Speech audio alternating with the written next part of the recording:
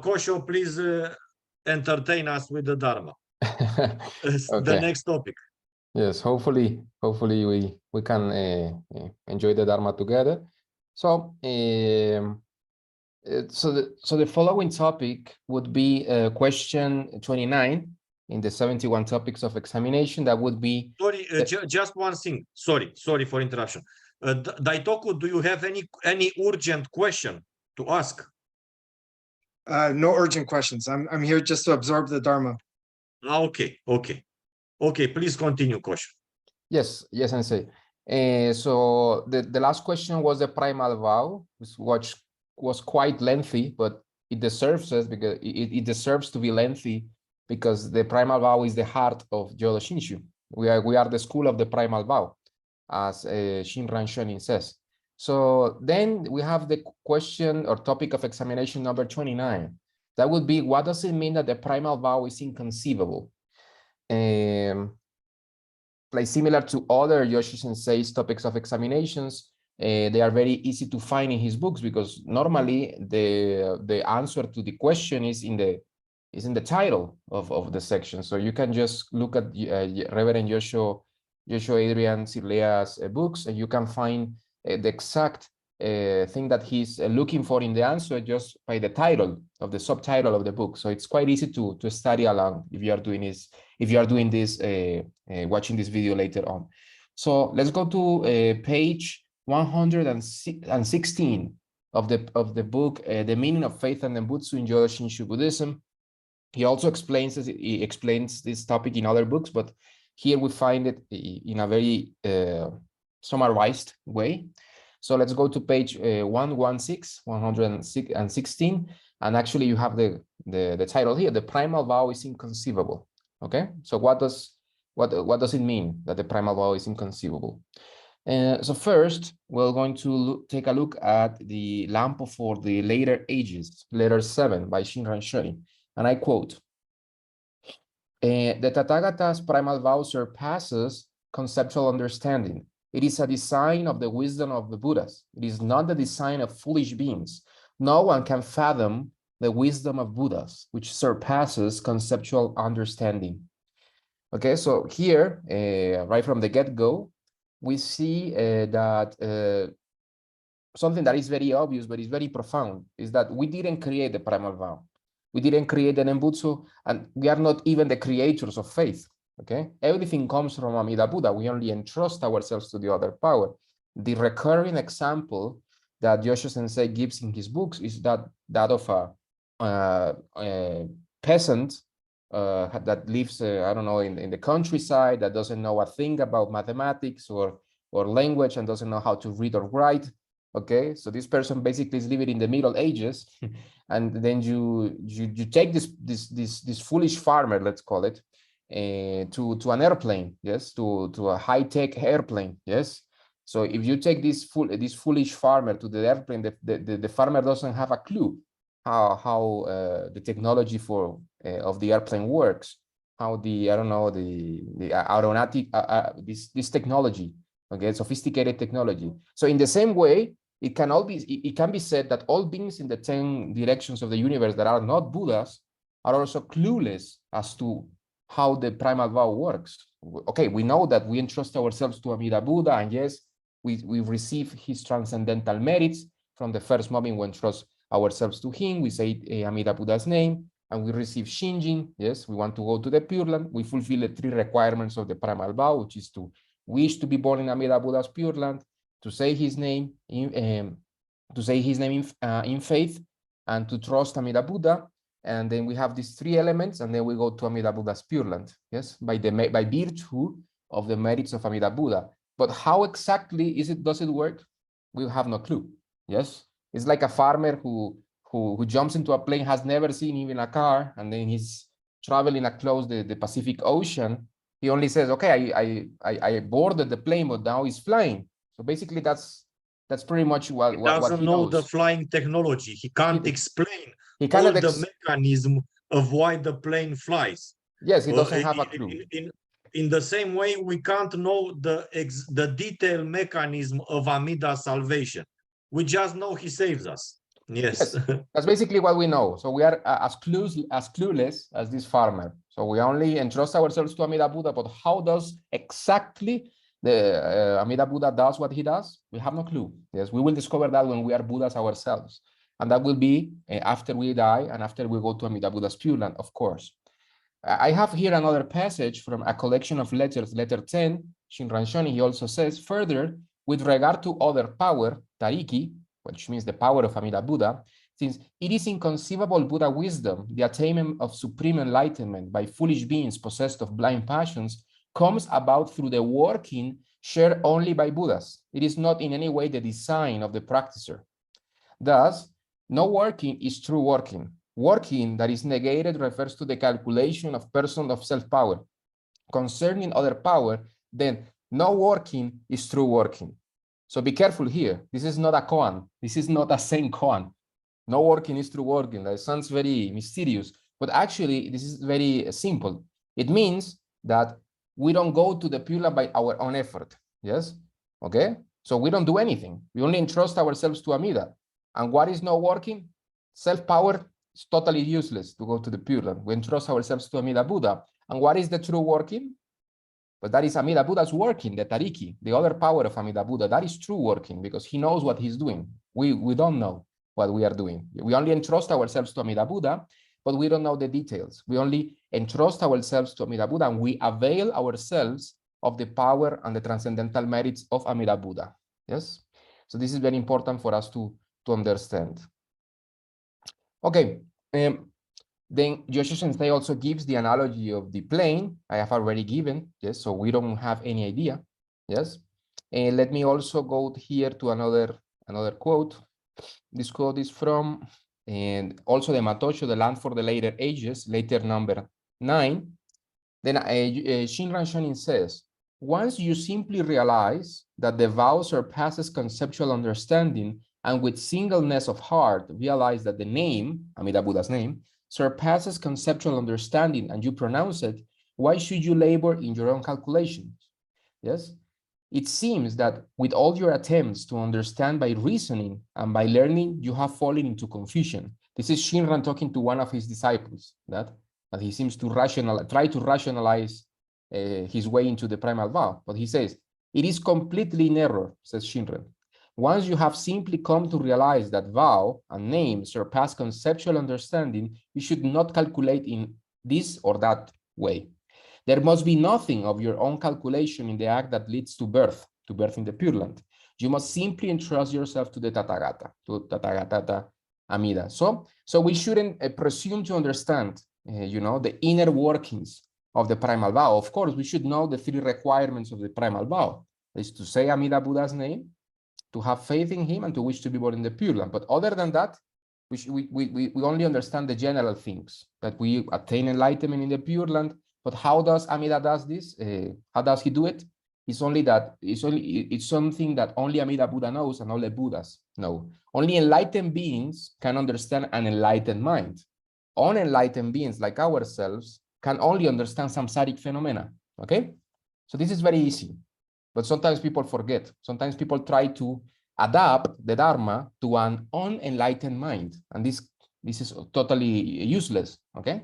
As unenlightened sentient beings, we should only focus on the things that we should understand. And actually, Shakyamuni Buddha and Shinran and Honen and Renyo, they made it very simple for us. They say, only say Amida Buddha's name, trust in Amida Buddha's power, wish to be born in the Pure Land, say his name in faith, and that's it. Amida Buddha will take care of everything. The same way that is the captain of the ship and the engineers who build the plane, who are actually in charge of taking you across the Pacific Ocean and you are in another continent, not through your own power, but through the power and the ingenuity of the engineers and the pilot. In this case, Amida Buddha is the creator of the ship, and he's also the captain, okay? He's the creator of the primal vow, and he's also the captain of the primal vow. He's everything there, okay?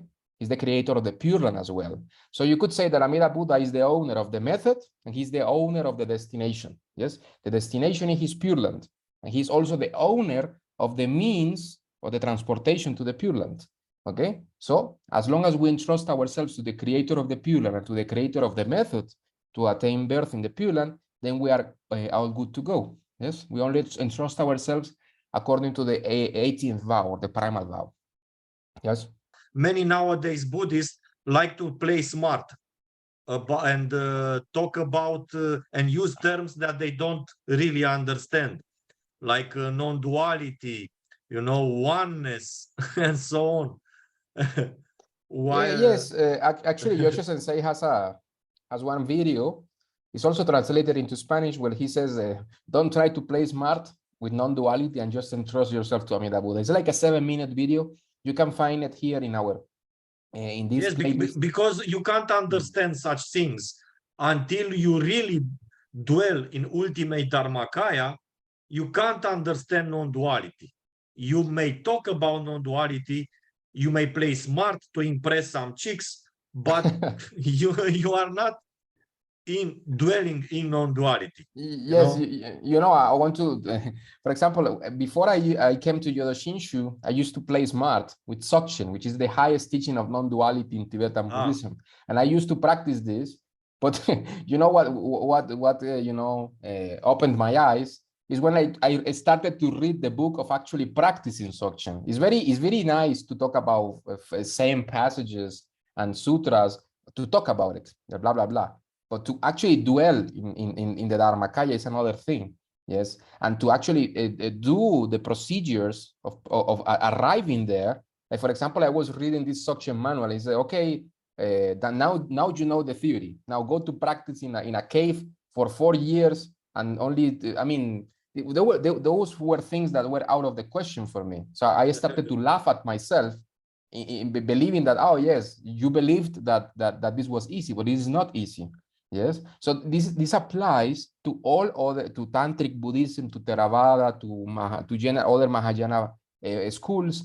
If you think that dwelling in the Dharmakaya is easy, then think again, because these masters like Nagarjuna, like Milarepa, they practice for years and years in caves. They even risk their very own lives for the sake of the Dharma. So people should think twice when they choose a Dharma gate.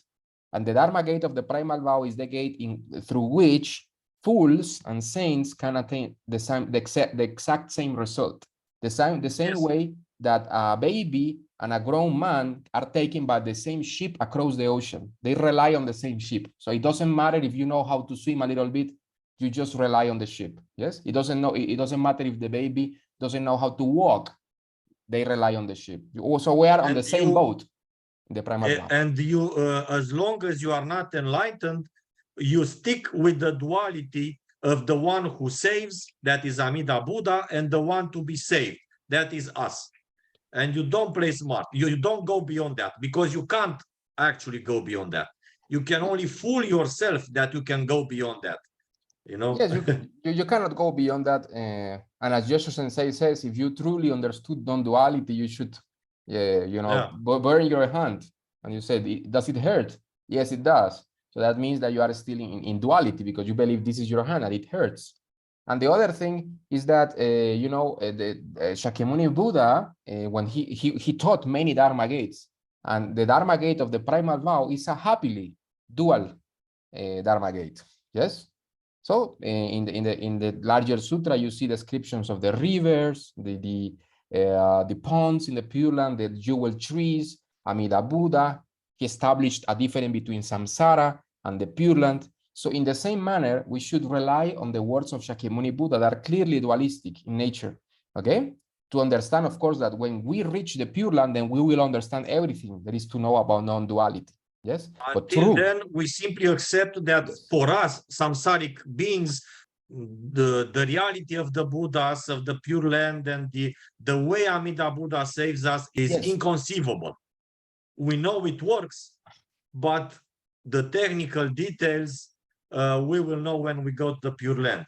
Then we will know Amida's mind and know everything about Buddhas and so on. Yes, the other example we could give is like we only take the medicine. Yes, when we become doctors and we have a PhD in medicine, we will understand everything, how the pill works. For now, you don't need to be a doctor to take a pill. Yes, a good pill from a good doctor.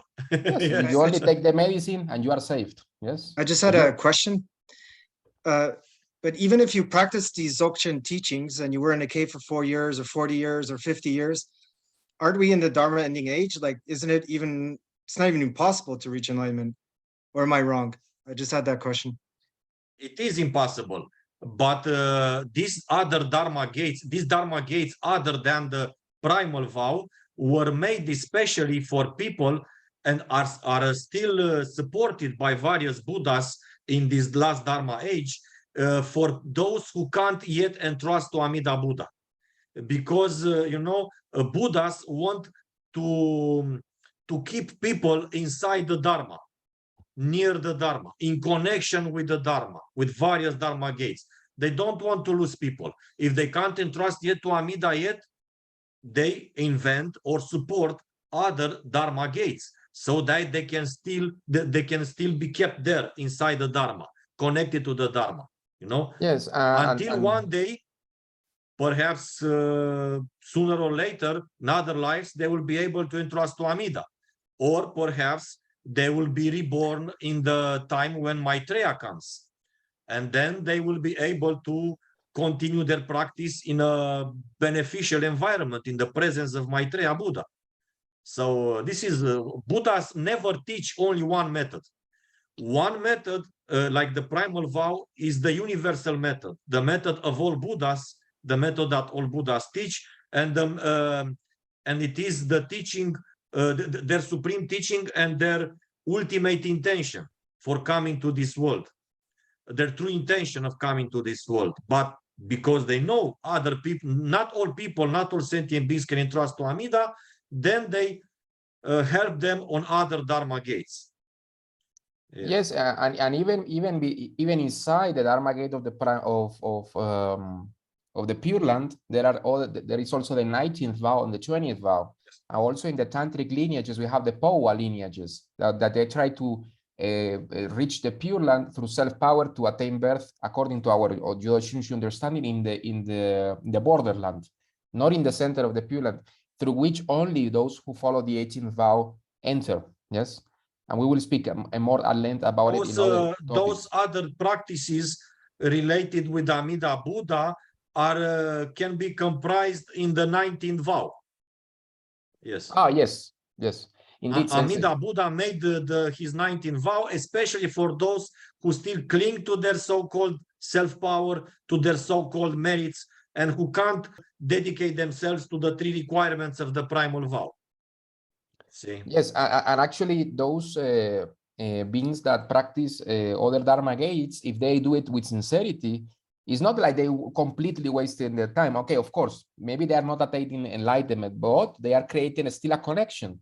As Joshua Sensei said, a good connection with the Buddhas that will help them in future lives. Okay, so if they... One more thing. I know many Tibetan Buddhists. Not all of them focus on Amida Buddha. They practice various things inside the Vajrayana teaching. And I always advise them, if they ask my advice, to be devotional to various Buddhas.